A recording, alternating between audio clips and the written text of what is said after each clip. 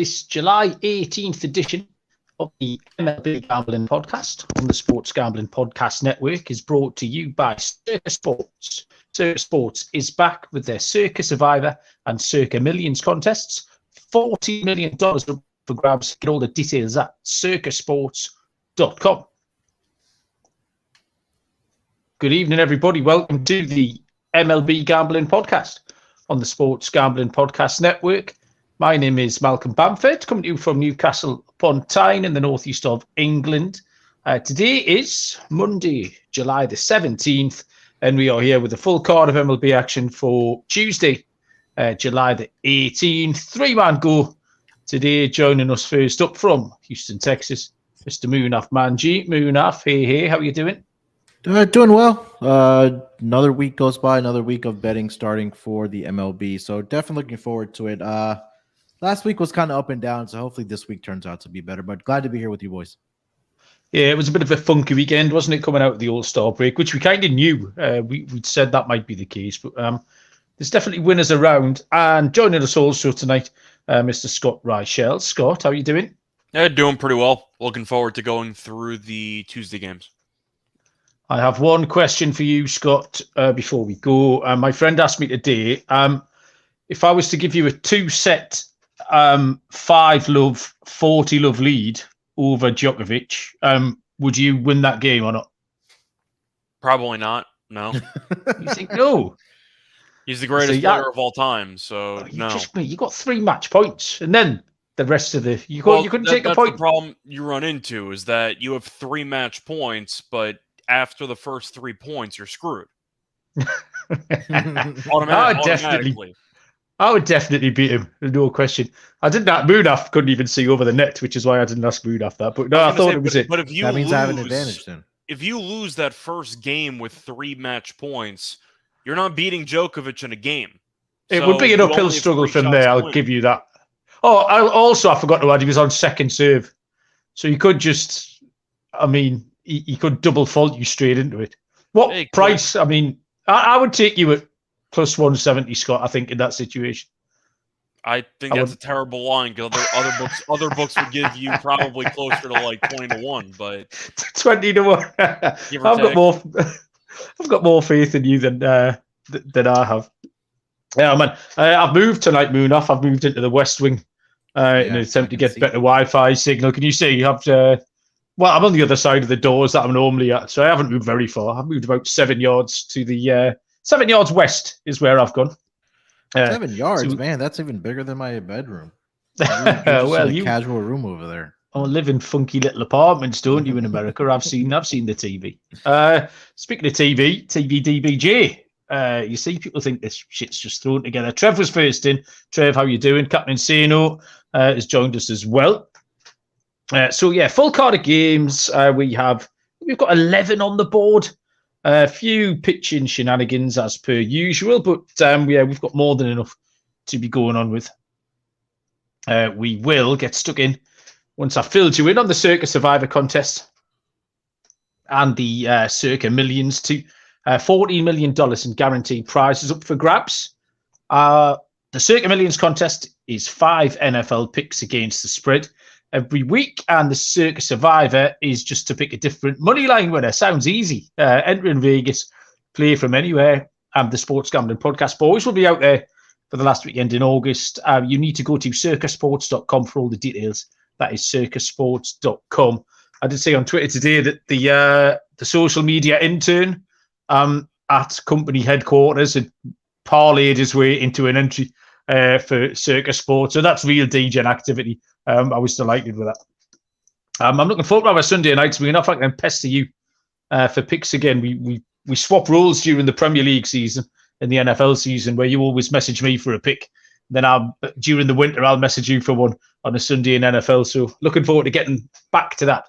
But plenty of baseball between now and then, and we will start tomorrow with a 6:40 Eastern first pitch between the Milwaukee Brewers and the Philadelphia Phillies. We have Julio Teheran for Milwaukee. We have Aaron Nola for the Phillies, plus 180 on the Brewers, minus 210 on Philadelphia, with a total of 9. Julio Teheran has had two horrors, which we were kind of waiting for. We've been sort of like a ghost at the feast, waiting for Julio to blow up, and eventually he got round to doing it for us. He's given up 13 earned runs in his last 11 and 2/3, including that we had 4 home run start at the New York Mets. The Brewers are actually playing a little bit better lately. They limited Cincinnati. They swept them at the weekend, limited them to 3 runs on 10 hits over those 3 contests. And the bullpen's been absolutely outstanding up and down for Milwaukee too. Aaron Nola's numbers are coming down. 8-6 on the year, 4.39 ERA. But he is hard to trust. You just look at his last 5 starts. Earned runs are 4-0, 4-1-4. I mean, what do you do? If you follow that pattern, he's due a good one tomorrow. Multi-home runs in 2 of those. He has been better at home, and his last home start was 6 innings scoreless against Atlanta. And that is good enough for me. As well as the Brewers did over the weekend, they still don't score a load of runs. Yelich has been absolutely raking. He made some adjustments. He's got his toe tap going instead of his leg kick, and he's been hitting all sorts of things. But I've got to take Philly. The price is short. Kyle Schwarber homered in 3 consecutive games too. So if you like him to stay hot, there's another option. Philly on the run line, don't feel great about it. I've got stronger picks later in the card. That's a price of -110, Munaf. Yeah, Aaron Nola in his career at least has been pretty good against the Brewers. I'll go back to 2021. 4 appearances against the Brewers, 2-1 with a 1.38 ERA, 31 strikeouts in that span.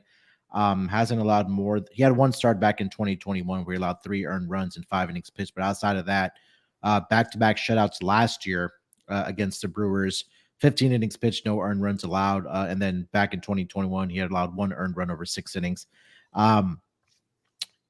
Last couple starts, or last 5 starts, 4 of the 5 have been on the road for Aaron Nola. I trust him more at home in Philadelphia and against the NL Central this season. He is 3-0, but he does have a 4.00 ERA. But I'll trust Aaron Nola here. I'll take the Phillies run line here with you. Okay, 2 for 2 on the Phillies run line. Scott, are you making it 3? I'm not going to go with the run line. First of all, I'm not going to lay 210 with Nola, so obviously the money line is out of the equation.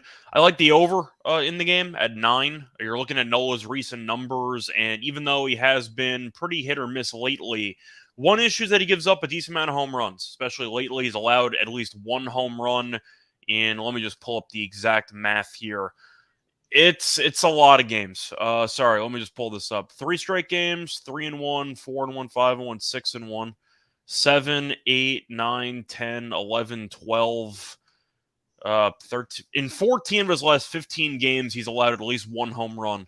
And the wind is going to be blowing out to right center field pretty heavily in Philly tomorrow. It's supposed to be a 28% increase in home runs according to Ballpark Pal.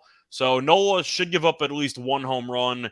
That also means Tehran's going to get buried because he's been a mess, and I do think, once again, Philly has the offensive talent to get the job done pretty easily here. I'd probably look for Tehran over earned runs, maybe consider taking a team total on Philly. But with the wind blowing out and Nola's home run issues, I'd rather not take him on the run line. And the Brewers, once again, have the much better bullpen in this matchup, which kind of scares me off from taking the run line with the home team. I'll go with the team total over for Philly. Maybe even for Milwaukee. I can see runs in this game, though. I like the over. Yeah, I think that's a fair assessment, Scott. 7:05 each in first pitches. The LA Dodgers at the Baltimore Orioles. Really interesting series, this one. Michael Grove has the start for the Dodgers and Tyler Wells for Baltimore. Even money on the Dodgers, -120 Baltimore. Total is set at 9. Scott, close series. This one should be interesting. Yeah, it should be fun. I think I have to go with the Orioles in this one, though, because I'm really, really anti-Grove. I don't think he's a very good pitcher. Shaheen is going to be pitching on Monday, and he's been hit or miss, but he's had some good moments, which is more than I can say about Grove, because he has not exactly had any good moments to speak of. One of his better outings was against Pittsburgh on July 3rd, where he went 4 innings and only gave up 1 run. And then against the Angels in the start after that, gave up 4 runs in 6 innings. Wells, I think, is fine. He also tends to give up some home runs, but I do think when you're looking at which pitcher is better, I got to go with Wells and the Dodgers. Even though they're playing good baseball, so are the Orioles. That kind of cancels out. The Dodgers, though, are not a great road team. Only 1 game over on the road. The Orioles are 11 games over at home. It's a pretty cheap price, but I do think when you're looking at this matchup, I really just can't trust Grove whatsoever. And the Dodgers bullpen, also not very good. I think for those reasons, I am going to go with the Orioles at around -120. Okay, Baltimore for Scott Munaf. Yeah, I agree with Scott here. I can't get behind Michael Grove here. Last 5 games, he has a 5.32 ERA. He's out 13 earned runs and 22 innings pitched. Home runs are a concern for him. Oh, no, I'm sorry. Walks are a concern for Michael Grove. I do like the over in this game. I think Wells can give up a few to the Dodgers as well. We just mentioned, or Scott mentioned, how bad Grove has been and the troubles that he does have as well. So lean with the Orioles, but I do like the over 9 in this game. Yeah, Orioles for me here too. Grove's just inconsistent. I'm not keen on him. And I know Scott's repeatedly sort of put me off him over the last 3 weeks. Baltimore are flying 8 in a row. And Tyler Wells generally been good. I think the question I ask myself is if Wells gives up 2 or 3 earned runs, is that enough for Baltimore to go on and win the game behind that bullpen? And it probably is because they can get to 5 or 6 themselves. So Baltimore at -120. Chris Moore in the chat saying to like bet the Orioles late in games behind that Orioles bullpen. He's absolutely right as well. So yeah, Orioles at -120 for me. Ian, good evening, sir. How are you? Nice of you to join us. If you are in the YouTube comments, say hello. And if you're not, why not? If you're listening to this later date, get yourself involved, man. It's fun. 7:05 Eastern is the Cleveland Guardians at the Pittsburgh Pirates. This is the first off the board game of the evening. We have Logan Allen, left-handed pitcher for Cleveland, but TBD for Pittsburgh. There must be some rumors floating around. We have some lines. It's close, -110 for Cleveland and even money for Pittsburgh with a total of 8.5. Muna. I see Keller, by the way, being the listed pitcher for now on ESPN. I'm not sure if that's true or not, but Keller might be getting the start. Yeah, well, the lines just popped up, and I thought there must have been some sort of offering from Pittsburgh as a pitcher. So, okay, Keller at even money then. Allen and -110 for Cleveland. Yeah, Logan Allen, the Guardians have won 6 straight starts. His last 6 starts, I should say, have the Guardians won. 5 of those 6 have come at least by 2 or more runs. He did have 2 shaky starts in the middle there, which was against, let me see here. San Diego and Houston. Yeah, San Diego and Houston. But other than that, surprisingly, the offense has done really well when Logan Allen is on the mound for the Guardians. He is, again, the left-handed pitcher. Mitch Keller, by far, has been the best pitcher for the Pittsburgh Pirates thus far this season. He possesses a 9-4 record with a 3.31 ERA. At home, he's been really good as well, 5-1 with a 2.63 ERA. Unfortunately, the Pirates have lost 4 of his last 5 starts. He is coming off of a stellar outing against the Arizona Diamondbacks, where he went 7 innings, only allowed 1 hit. Did allow 5 walks in that game, but the Diamondbacks weren't able to take advantage of that. Did have a bad start against the Dodgers, but again, that is one of the better offenses in the league. But other than that, he's been really solid at home. And if it is Mitch Keller getting the start, I'll lean towards the under 8.5 in this game. Take a look at what the Pirates have done against left-handed pitching over the last 2 weeks. They rank number 29 in WRC plus. Team batting average against left-handed pitching, number 29. Slugging percentage over the last 2 weeks, they are dead last. And on OPS, they are also number 28. So like the under 8.5, if you want to take a look at the Pirates team total under in this game as well. For the game, I do like the Guardians. I think that Logan Allen, being a left-handed pitcher, can contain the bats here for the Pittsburgh Pirates. So Guardians money line and the under 8.5 in this game for me. Okay, yeah, I'll do it there. And the 2 conclusions that I drew was that it's one of these classic low-scoring Cleveland wins. Logan Allen had been sent down, but is back to cover Shane Bieber. There was some news about Bieber today, which was positive for Cleveland. No surgery needed. Maybe 10 days to 2 weeks out. But yeah, Logan Allen hadn't gone very deep into games, but he had pitched okay. And Cleveland generally capable of holding it together. Pittsburgh made some moves of their own, actually. We know that Quinn Priestley is going tonight, but Andy Rodriguez, an interesting bat, was coming up for Pittsburgh. But they're just struggling at the moment. They're 2-10 in their last 12. They've got 8 straight games with 4 runs or fewer.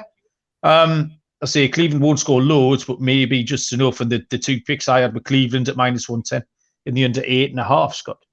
Yeah, I'm going to go with the under as well in this matchup. I do think that it is worth mentioning that Allen, that you just mentioned, Malcolm, once again, has not gone much length his last couple of outings. So I'm not sure if I can fully give him a pat on the back for his good performances lately when he's barely going any length.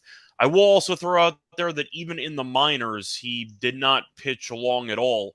He only made 1 appearance in the minors since he was sent down, and he didn't pitch that well, or he pitched okay, but didn't go any length when 3 2/3 gave up no runs.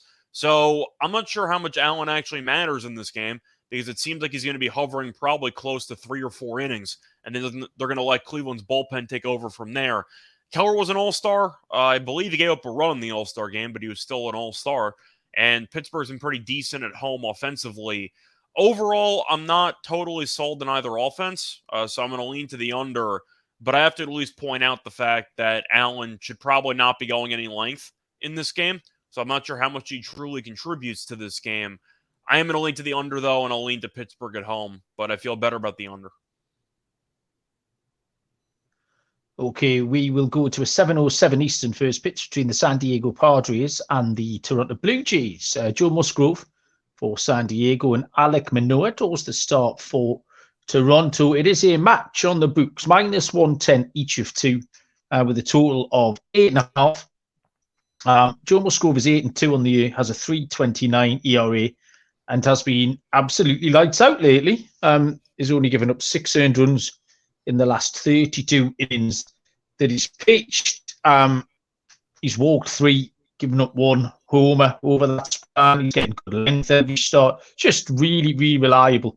Not something that you associate with many of these Padres.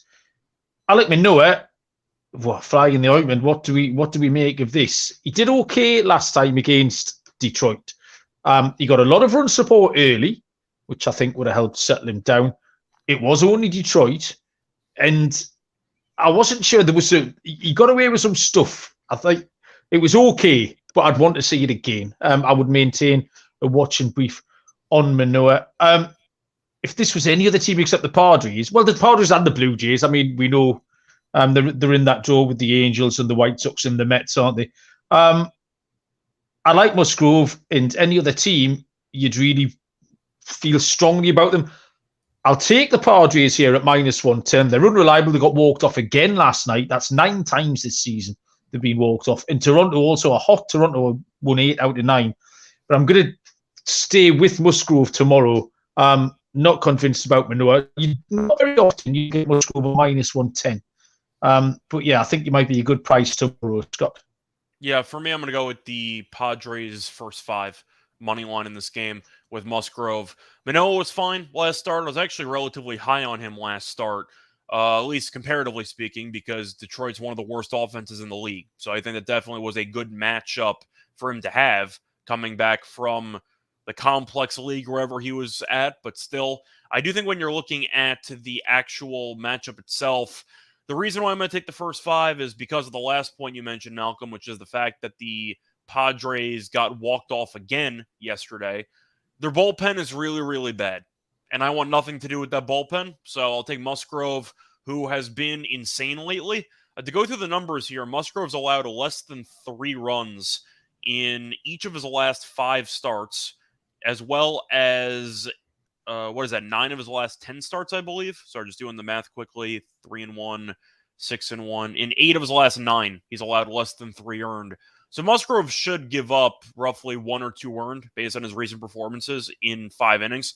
And Manoah might give that up and then some. So I'll go with San Diego first 5 money line. I want nothing to do with that bullpen. I'll just get me out of that. So I'll go with the Padres first 5.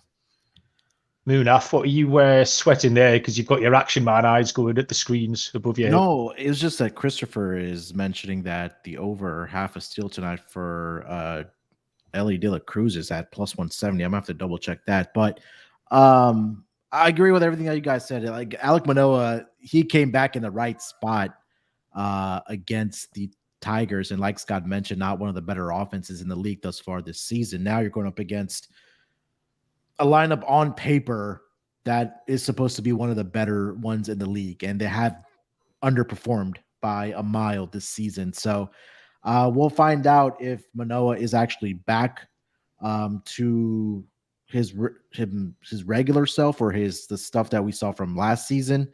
But I agree with everything Scott said. I mentioned that I was going to be my handicap as well. That bullpen is just atrocious.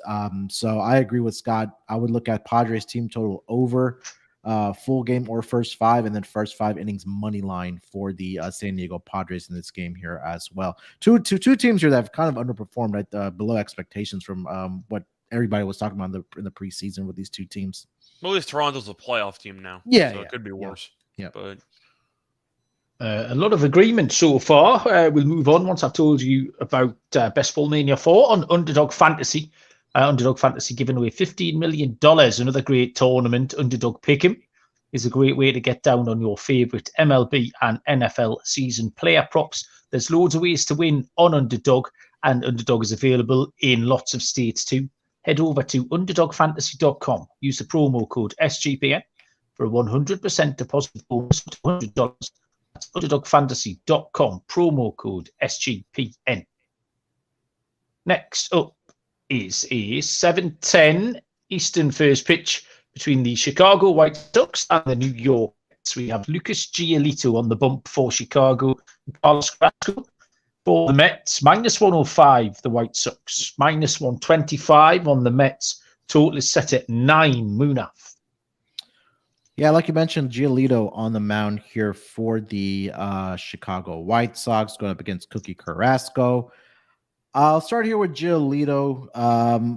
Thus far this season, he does have a 6-5 record with 3.45 ERA. A little bit shaky on the road where he is 3-3 with a 4.71 ERA. His last start was against the St. Louis Cardinals, where he did have a pretty solid outing. Walks are always a concern with Giolito when he is on the mound. He's allowed at least 2 runs in 5 straight games. The White Sox have lost 3 of his last 4 starts. And on the other side, Carrasco, he's been pretty solid. I know he had a bad outing against the Cardinals back on June 18th, but over his last 3 starts, he's 1-0 with a 2.12 ERA. Walks are the big concern for Cookie Carrasco. And you just take a look at what he's given up as far as walks. He only gave up 1 to the Arizona Diamondbacks in this last game. But prior to that, against the Giants, 3 walks, 2 walks, 3 walks, 3 walks, 2 walks. Now, fortunate for him, the Chicago White Sox, as far as team walk percentage, are in the bottoms of the league thus far this season. So that won't be a concern. It just comes down to the fact that can I trust the Mets? And the Mets have been god-awful this season.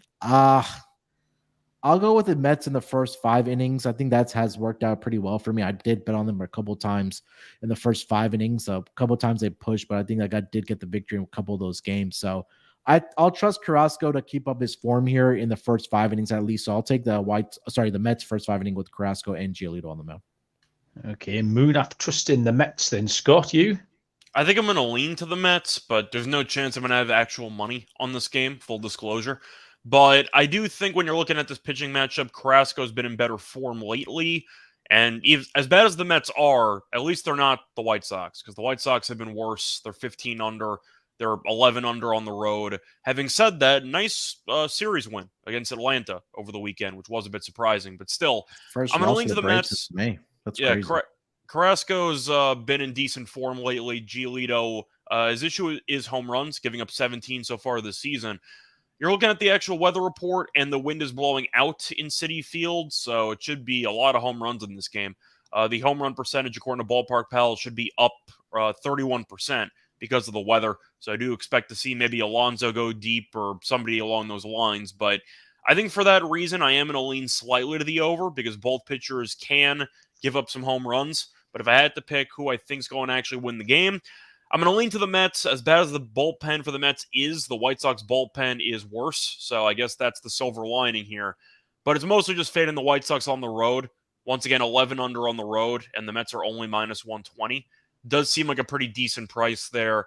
I'm not going to bet this. The Mets, even though they were able to salvage the finale against the Dodgers over the weekend, they can't score, which is just a serious problem this team has post-All-Star break. But I'm going to lean to the Mets. This line feels a bit cheap, and that's kind of how I'm going to stick to the handicap.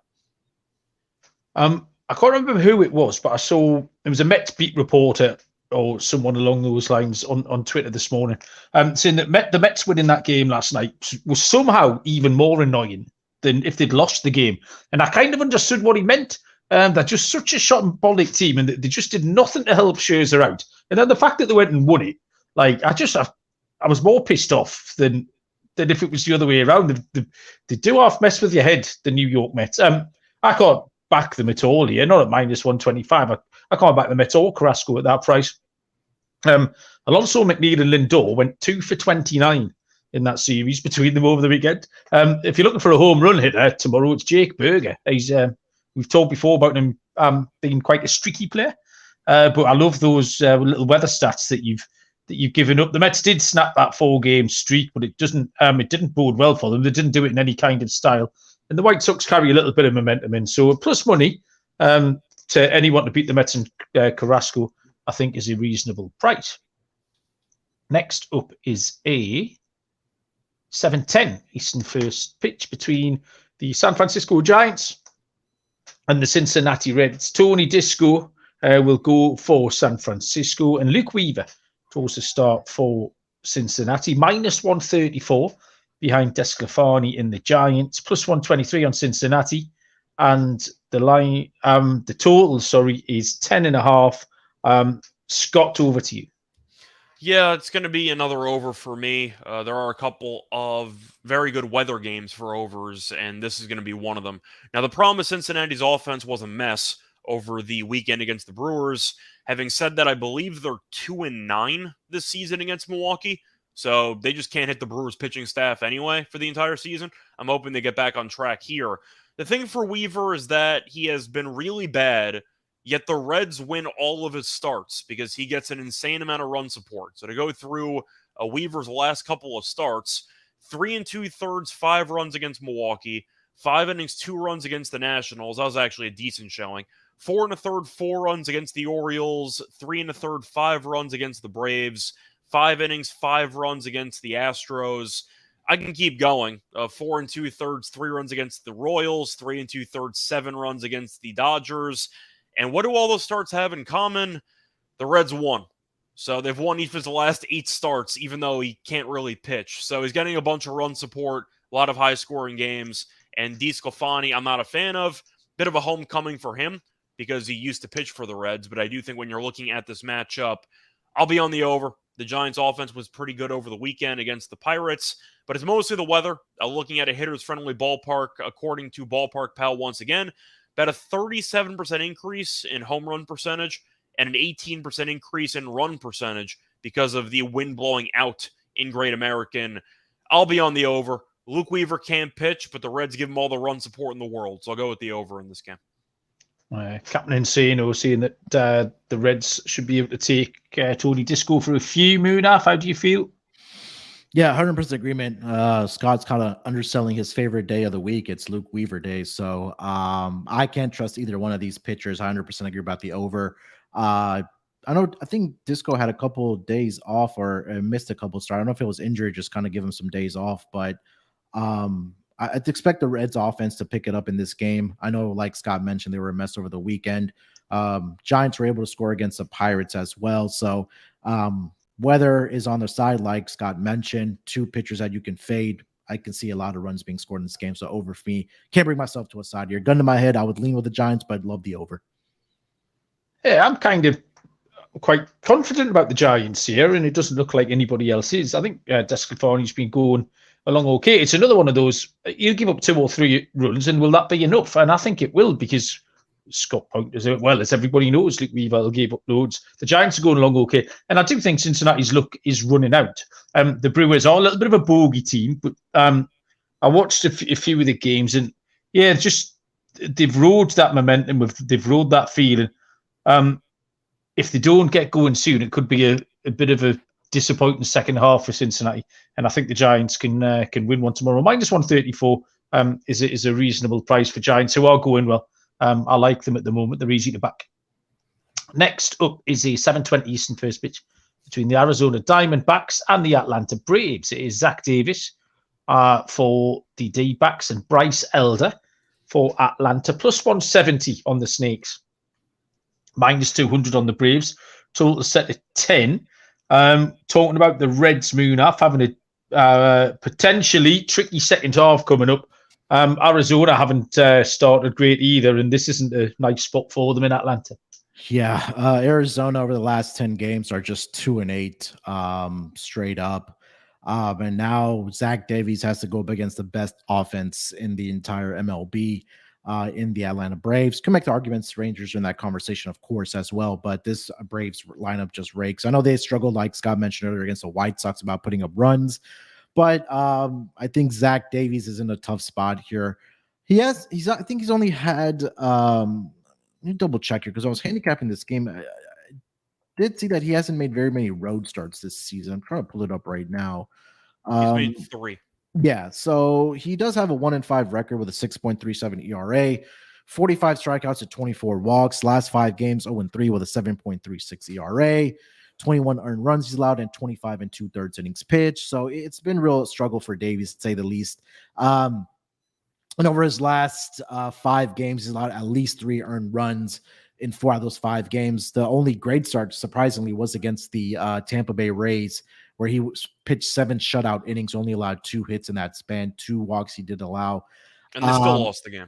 Yeah, and they still lost the game, right? So, over the last 5 games that Davies has started, the Diamondbacks have lost 4 of those 5 games by at least 2 earned runs.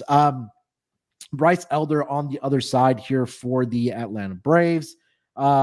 Braves, again, what can you say? They've just been so good. Elder's coming off probably his worst start of the season, which was against the Tampa Bay Rays in Tampa, where he allowed 7 earned runs in just 3 1/3 innings pitched. But other than that, he's been pretty solid. He did have a bad outing against the Washington Nationals, but that was all the way back on June 11th. But the Braves have won 4 of his last 5 starts, and I believe at home this season, the Braves are 8-2 straight up.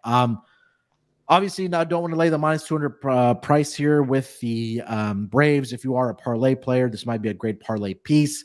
I would look at the run line here, minus 1.5. I think the Braves offense will get going here. This number probably going to be at 5.5 with juice towards the over for their team total. But I think this is a good spot here for the Braves to bounce back after losing their series against the White Sox, going up against Zach Davies. So Braves minus 1.5, and I'll look at the team totals each way for the Atlanta Braves in this game. Yeah, same picks, Mood, of the Atlanta team totally and Atlanta run line. It's a watch through your fingers start for Zach Davies here. We don't give him out very often, but the Yurfie, I think, is in play. We know Atlanta have scored an unholy amount of first innings runs. There could be do you get alternative first inning run lines? Because Atlanta could score loads of them. But yeah, same picks for me as yourself on this one, Munaf, Scott. Yeah, it's going to be a group ride here. I'll go with the Braves run line. Simply put, Davies is a really bad pitcher at this stage in his career. Unfortunately, I did have Tampa in that game for the team total over against Davies, and he was really good. But that was a one-off, and he went back to being bad right after it. You're looking at Atlanta and how good this team actually is, and they might be extra motivated for this series because of the fact they lost a home series to the White Sox. But I really just can't look past Davies just with his overall numbers, Atlanta's offense. It's really just a bad spot for Davies, and I do think Atlanta's going to tee off against him. And I just want to quickly pull up Davies' numbers in the first inning this season. Not good. He's got a 6.55 ERA in the first inning.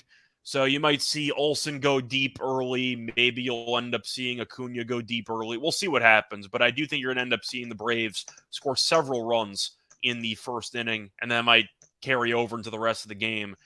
Arizona, they might just be frauds. It is what it is. We'll see what happens, but it doesn't look good right now. I'll take Atlanta to bury this team. Arizona got swept over the weekend by Toronto. Didn't really look good at any point during that sweep, so I'll go with the Braves run line in this game too. The Yerfie is 8-3, and Zach Davies starts this season. Just throwing that out there. It's like finding money in the street, Munaf. 7:45 Eastern first pitch. The Miami Marlins at the St. Louis Cardinals. Off the board, Miami TBD pitcher. I've got no idea. Jordan Montgomery, left-handed pitcher for St. Louis. No odds at all on this one. I'll tell you a little bit about Montgomery, but he's been great. 6-7, 323 on the year. But his last 4 starts, 24 innings pitched, and only given up 3 earned runs. No walks either in that. Miami scuffling. Disappointed me over the weekend. Thing that would give Miami hope here is they're hitting 311 against left-handed pitching, which is a pretty wild number. But I can't give you anything else on this with an absence of a Miami pitcher. So, Munaf, do you see a pitcher, or you brushing past this one? Yeah, I don't see a pitcher for Miami, but just kind of going off of what you said about Miami against left-handed pitching over the last 2 weeks, they are number 3 in WRC plus 100 at 181. Team batting average of 418 against left-handed pitching. Now that's only against Darts. That's only been in 76 plate appearances, but that's still something.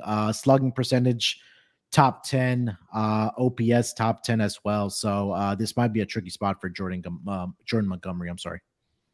Okay, Scott, do you have much on this? I'm going to lean to the Cardinals, which is always a dangerous proposition, but I actually do think Montgomery's been in good form. Miami was not very good over the weekend. I think long-term, they're also a bit fraudulent because they really don't have a great lineup. It's been decent for the most part, but you actually just look at the lineup on paper, it's quite top-heavy, like pretty severely top-heavy. So I'm not sure if they can actually get enough consistent contributions throughout the lineup. Their bullpen also hasn't been great either.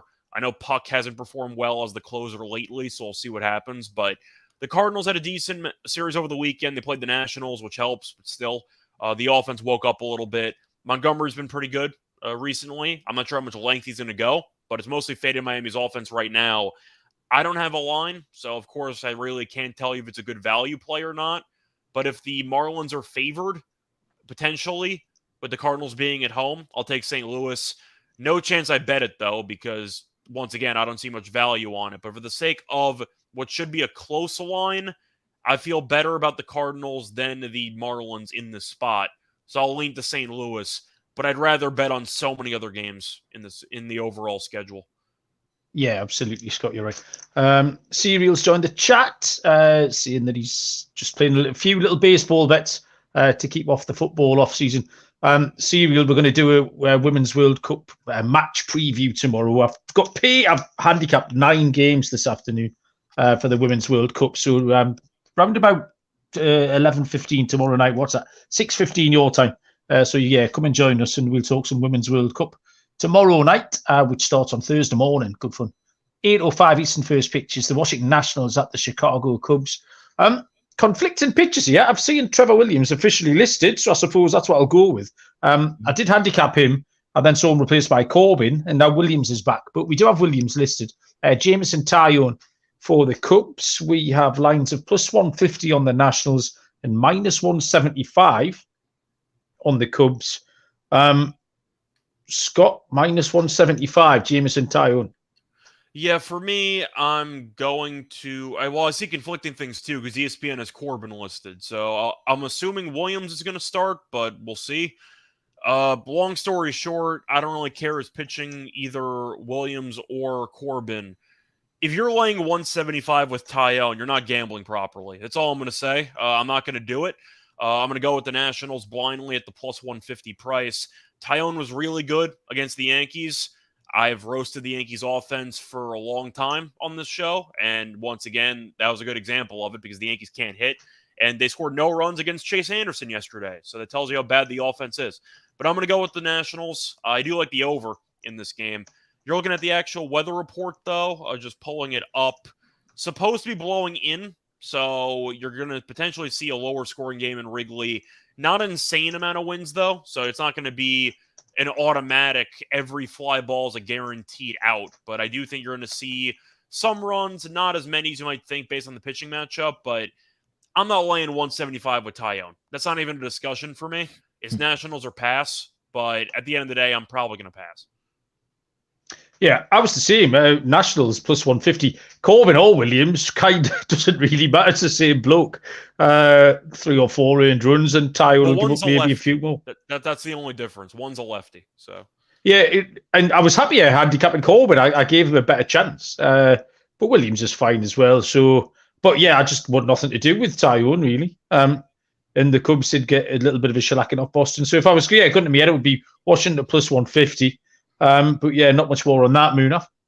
Yeah, I mean, you guys know that I'm not laying a minus 175 price on Tyone and the Cubs. I just wrote a big PASS on this game, pass. But if you had a gun to my head, I would go with the Nationals. I mean, all the values on there, Matt, at plus 150. Don't see a run line on that. I'm curious to see that price as well. But yeah, it's Nationals or pass.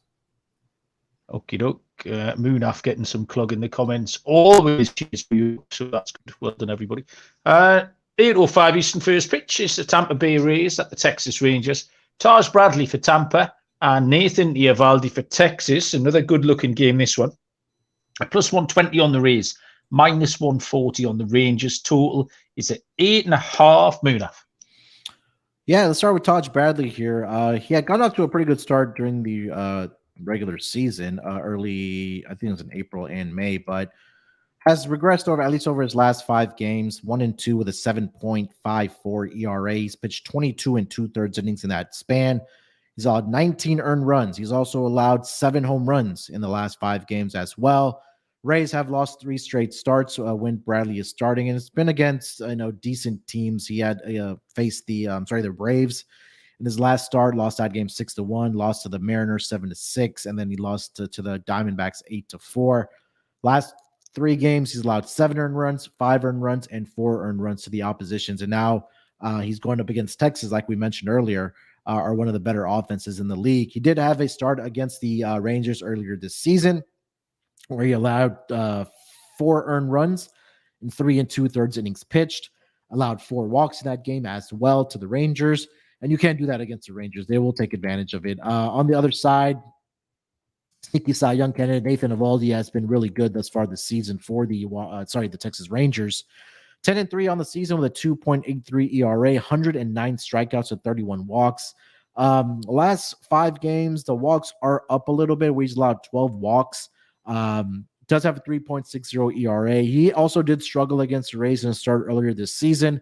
Ray did allow 4 earned runs off of 7 hits in the 6 1/3 innings pitched, but it's unfortunate that the Rangers have lost 4 of his last 5 starts, and they've been by multiple runs. But I think this might be a game where we do see runs being scored, especially on the Rangers side. I think that Taj Bradley is just in bad form right now. And again, another concern for Nathan Eovaldi has been the walks, like I mentioned. He's allowed at least 2 walks in 5 straight starts. Back-to-back starts, he's allowed 4 walks to the Red Sox and the Astros over the last 2 games. So I'll take the Rangers on the money line here, but also do like the over 8.5 in this game. I think both teams can put up runs. And again, like I mentioned, Taj Bradley just not in good form. So maybe a team total in the first 5 for the Rangers here as well. Okay, thank you, Scott. Yeah, I'm looking at that team total, but I will go with the Rangers money line. Eovaldi's been solid. He was an all-star, and he also gives you length. So even though I am concerned about the Rangers bullpen, Eovaldi can help deal with some of those concerns because he can easily go 6 or 7, and suddenly you have less bullpen to worry about. But I do think when you're looking at Bradley's numbers, I wanted to like him earlier in the year, but he hit a wall, and we tend to see that with young pitchers, and Texas at home isn't exactly a good remedy for that. I can see Texas teeing off against them. The Rays are not in great form. I know they're getting Yandy Diaz back from paternity leave, so he'll definitely help out the lineup. But they lost the series finale against the Royals. They did win the series, but it's against Kansas City, so I'm not going to overreact to it. Texas did, though, a great job of rallying in a couple of those games against the Guardians as they swept over the weekend. They got the stop. They got the time off they needed during the All-Star break because they were reeling at the end of the first half. Now they're back on track. They're a very good home team offensively.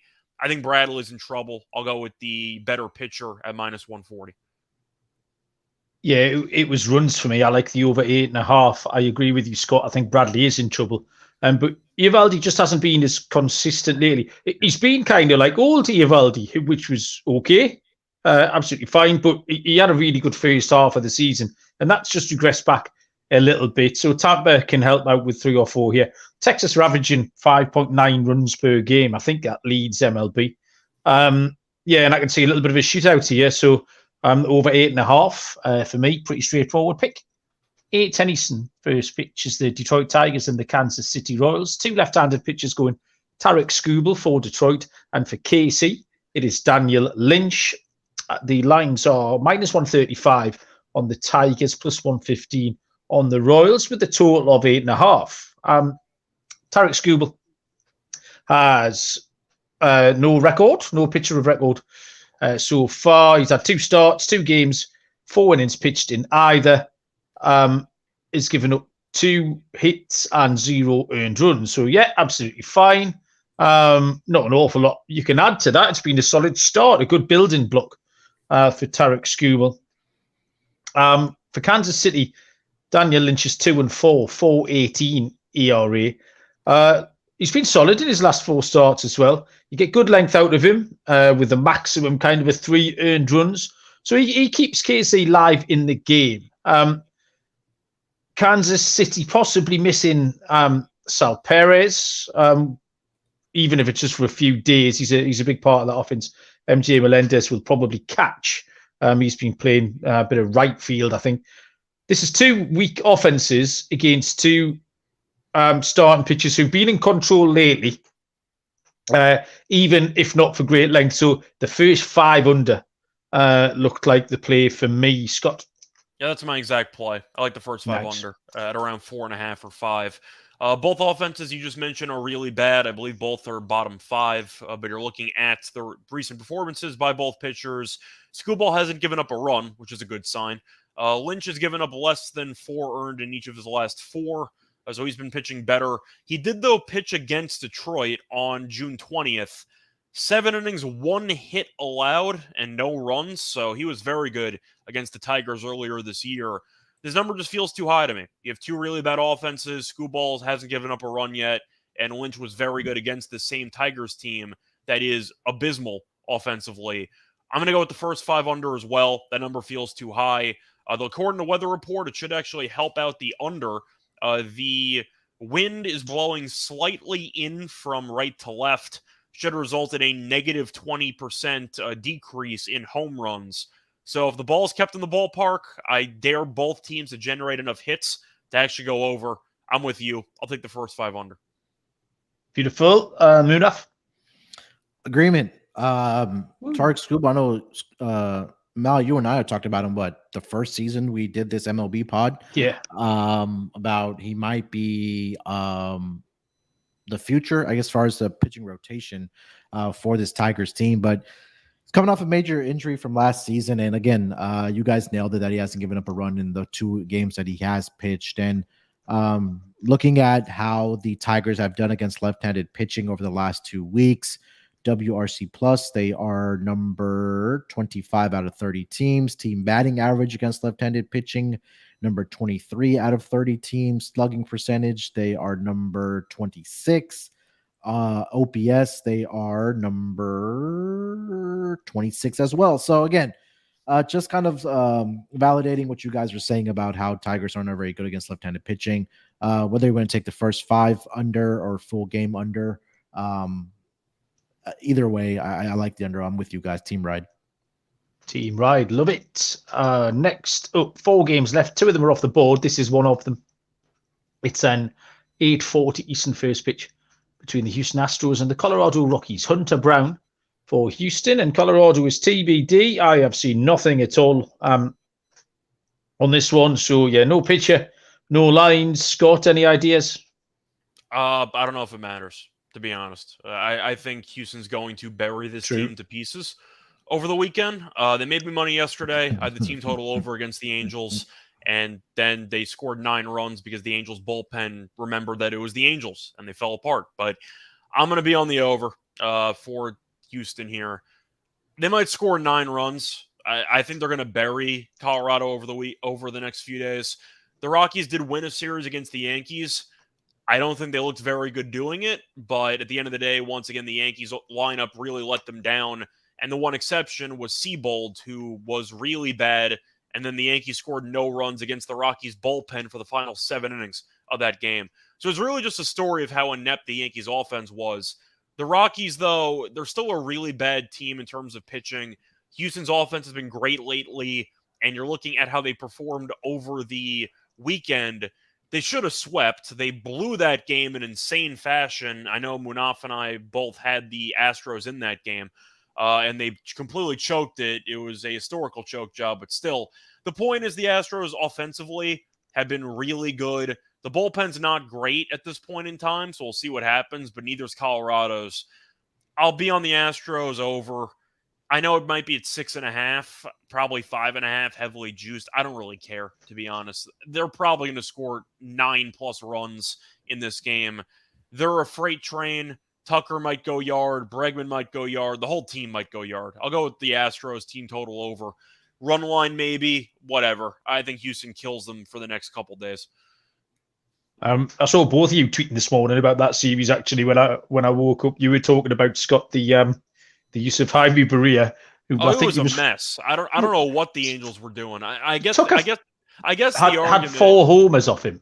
I guess the argument was, well, we're going to use our best reliever against the heart of the Astros order, so we can use a weaker pitcher to face off against the weaker part of Houston's order in the 9th. That was the theory.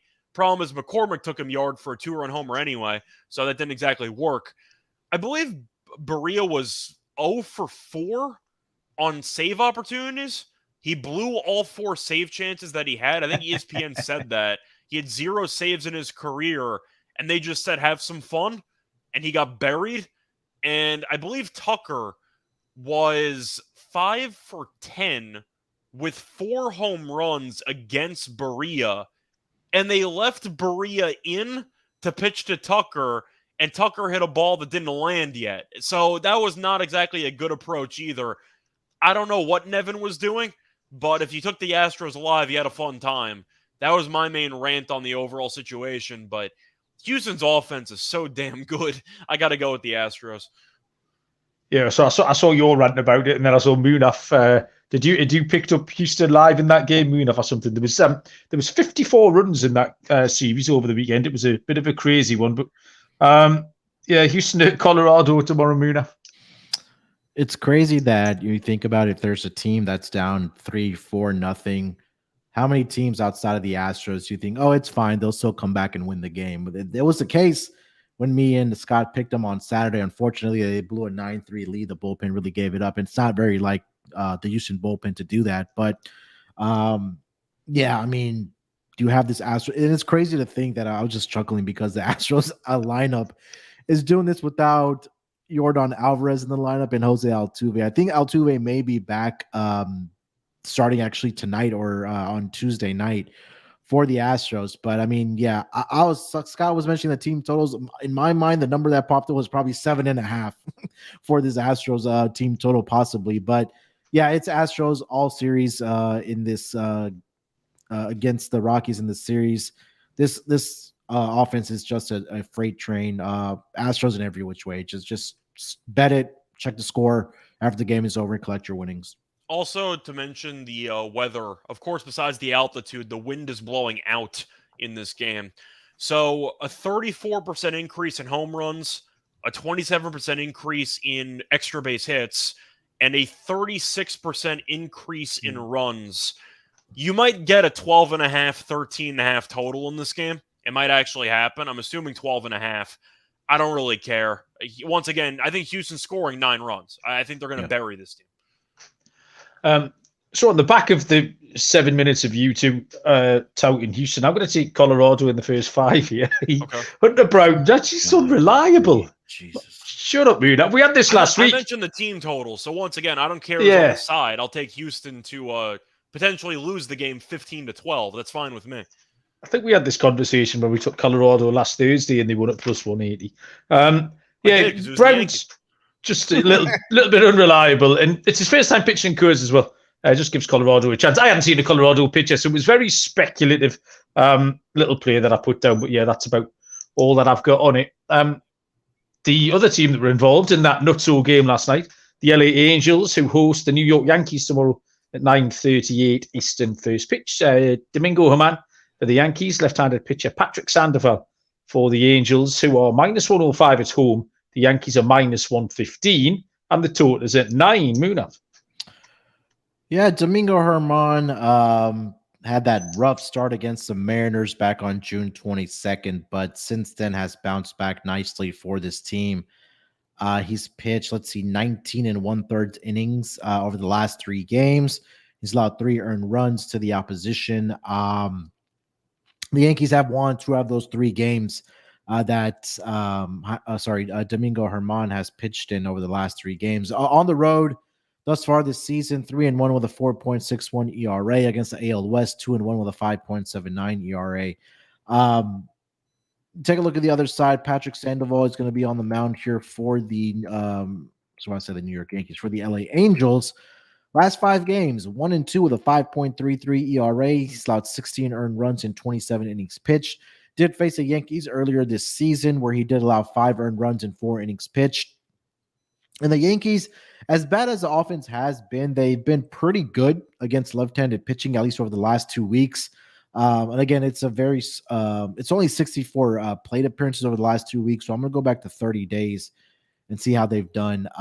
They're still number 4 in OPS. Their slugging is number 3. Team batting average against left-handed pitching, they're number 6 in WRC plus. They are number 3 against left-handed pitching over the last 30 days. And again, like we mentioned, we just talked about the Astros and the Angels series. The Angels are swinging a hot bat right now as well. So this could be another series where we do see the runs being put up in this series. I'll lean with the Yankees on the money line, but I do love the over in this game. I feel like we will see runs being put up, like I mentioned. Patrick Sandoval hasn't been very good. Yankees offense, as bad as it has been, they have been good against left-handed pitching, like I mentioned.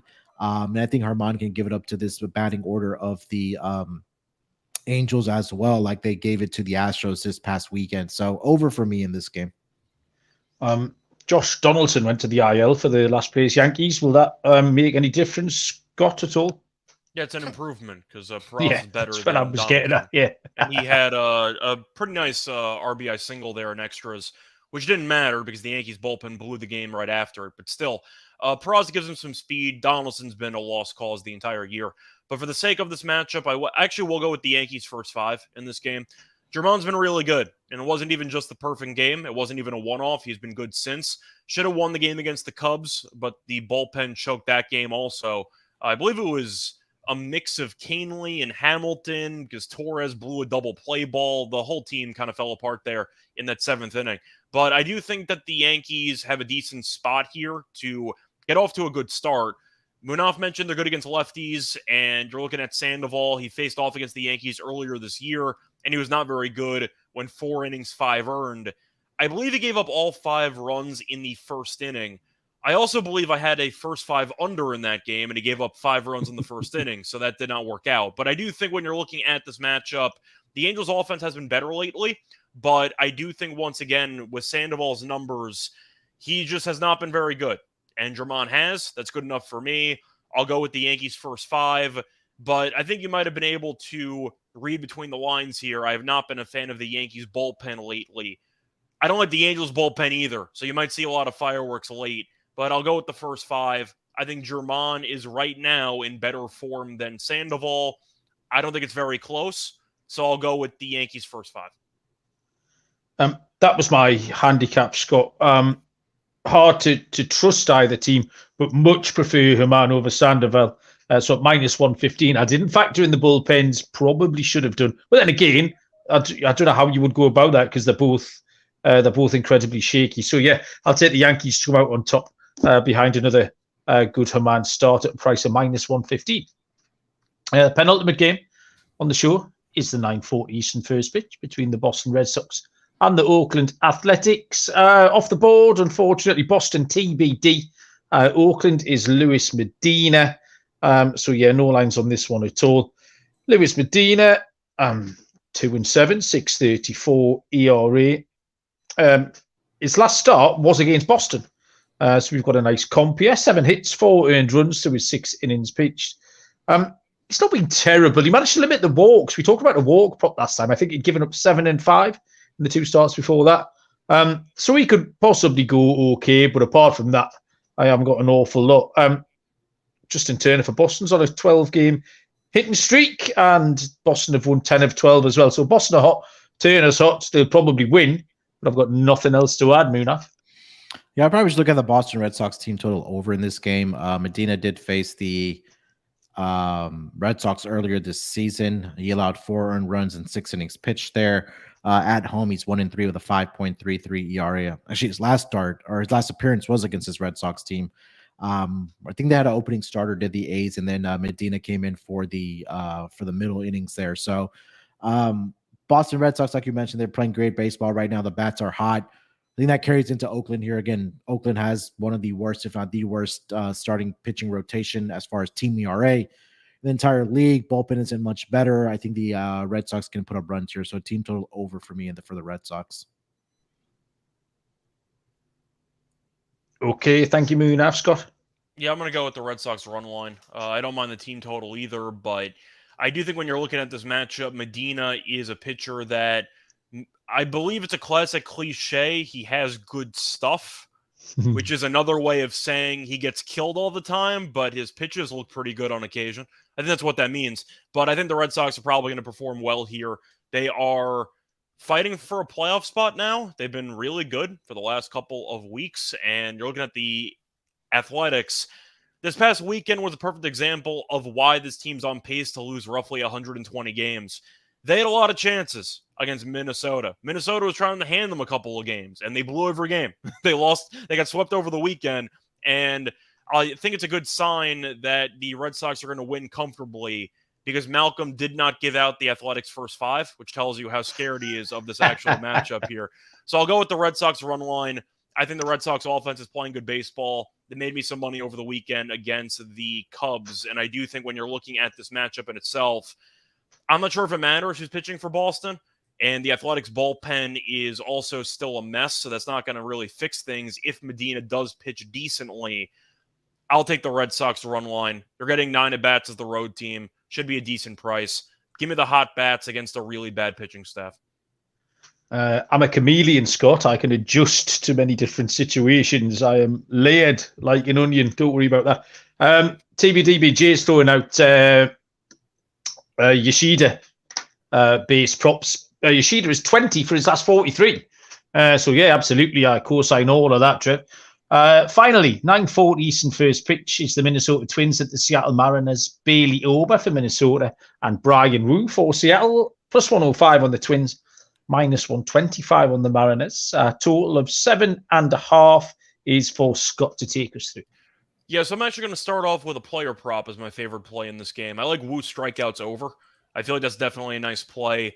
Wu's been pretty good, and I feel like not enough people are talking about it, but his strikeout prop's been very solid. To go through his numbers for strikeouts, he only had 4 against Houston, but once again, Houston's one of the better offenses in the league. Did pitch well when 6 innings, gave up 1 earned. Starts before that, though, 7 strikeouts against the Giants, 7 against the Nationals, had 5 against the Yankees, had 9 against the White Sox, and the Twins strike out a lot. So I do think you're going to end up seeing Wu pitch well in this game. I think Ober should pitch well, too, because I think he's actually a pretty good pitcher. But if you want to talk about the strikeouts per game, Minnesota is currently averaging 10.10 strikeouts per game, which might sound like a lot because they're the only team that's averaging more than 10. Having said that, the team that they're barely ahead of is Seattle, who's averaging 9.79 strikeouts per game. I like the over in strikeouts for both pitchers. I see a lot of wind energy being generated in this game by a lot of swings and misses. So I'll go with the strikeouts over for these pitchers. I like the under, though. Seattle's offense against the Tigers over the weekend was not very good. And you're looking at Minnesota's offense. It was fine. They were against Oakland, which doesn't really mean anything to me. So I do think you're going to see in a pitcher's friendly ballpark a bit of a pitcher's duel here. Give me the under, but I do like the over in strikeouts for both pitchers. Okie doke. Thank you, Scott. Munaf? Yeah, just solidify what Scott said about the Twins strikeout percentage on the road this season, or at least over the last 2 weeks. Over the last month, the Minnesota Twins are have a strikeout percentage of 27%, which is top 5 on the road, and then just in general against right-handed pitching over the last 30 days. Both the Minnesota Twins and the Seattle Mariners are tied at 27.3% as far as team strikeout percentage. So, yeah, I love that call about the strikeouts. If we're going to see a lot of strikeouts in this game, I like the under. Bailey Ober in his starts this season, the under is 12-2 in those starts. And on the road this season, the under is 4-1. So if we expect both pitchers to go along well here, I see the under 7.5 between these two teams. I'll go with the under 7.5 as my favorite play in this game. So maybe if you want to put a same game parlay together, if you're a parlay player, like Scott mentioned, maybe, put together the strikeouts for both pitchers and maybe an under in this game for between the Twins and the Mariners in this game. Yeah, really close to this one. My pick is going to be Seattle on the money line at -125. Brian Moore's been absolutely great. Ober hasn't done much wrong, and I do like him. Solid, probably get max 3 earned runs. Close. But I think the books have got it right. Seattle are better at home as well. So, yeah, Seattle -125, although I will have stronger plays on the board than this. Okay, ladies and gentlemen, boys and girls, 15 games handicapped. We've got 3 minutes to get these picks in, or Sean and Ryan will have our guts for garters. So, Scott, you can lead us off with a lock and a dog, please. All right, so for the lock for the show, there was a lot that I actually really, really liked on today's card. I should say Tuesday's card. So for this one, for the lock, I think I'm just going to go with all reliable. I think I'm just going to go with the Astros team total over, whatever number that is. So I don't know what number it's going to be. I'm assuming it's going to be 6.5 as a ceiling. I don't really care. I think they're going to score 9+ runs in this game. So give me Houston team total over. I think they tee off against Colorado. It's the altitude with an insane amount of wind. Once again, roughly a 36% increase in runs according to Ballpark Pal, and a 34% increase in home runs. Damn, Houston's about to go crazy in this series. Give me the Astros team total over as my lock. I'll say 6.5 for now. 7.5 I think is going to be too high, so I think 6.5 is probably going to be the number, but I do like the over in that one as my lock. And for my dog, I have a couple of options here. What do I want to go with? You know what? I'm just going to go with the under 8.5 in the Tigers and Royals game at even money. The bullpens might scare me, but unfortunately, I'm assuming the first 5 under will not be plus money or even money, so I can't really use it. But I do think 8.5 for a number for a total with 2 of the worst offenses in the league is definitely too high. Skubal and Lynch have been good lately. Lynch gave up 1 hit in his last start against the Tigers. That's good enough for me. Give me the under 8.5 in the Tigers and Royals game at even money as my dog. Okay, thank you very much, Munaf. All right, for my lock, I will go with I'm gonna go with the total. Let's go with the actually no, I'm gonna go with the Braves run line. I'm sorry, -1.5, -110. Bryce Elder against Zach Davies. I think Zach Davies will get blasted in this game. Don't be surprised if we see a couple runs being scored in that first inning by the Braves, and then I think Bryce Elder can cruise there. Won't be surprised if the Braves offense puts up 7+ runs in this game. So I do like them to bounce back after their first losing series since the month of May. So give me the Braves -1.5, -110. For my dog, I'm gonna roll the dice here a little bit. Give me the Padres -1.5, +145. I think the spot where Alek Manoah, we talked about how he came back against the Tigers, against one of the poorer offenses in the league, where he looked really good. But now you're going up against the Padres. On paper, this offense should be good. But again, I think it's more of a me fading Manoah and betting on Joe Musgrove, if that makes sense, because Musgrove has been absolutely fantastic. And in his 5 road starts this season, they are 3-1 on the run line on the -1.5. So I think that Musgrove can continue pitching well here for the Padres. I think that this may be a start where Alek Manoah, we see the Alek Manoah of what we saw earlier this season before he was sent down in Florida. So I'll take the Padres -1.5, +145. Okie doke. Thank you, Munaf. My lock, it's going to be a total, and it's Tampa Bay Rays in Texas.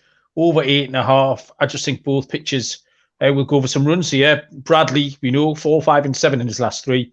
And Eovaldi has been good, but not as good lately. And he's facing this decent Tampa offense. So over 8.5. For my dog, I'll take the biggest one I can find on the board. I think Colorado would probably be bigger, but aren't listed yet.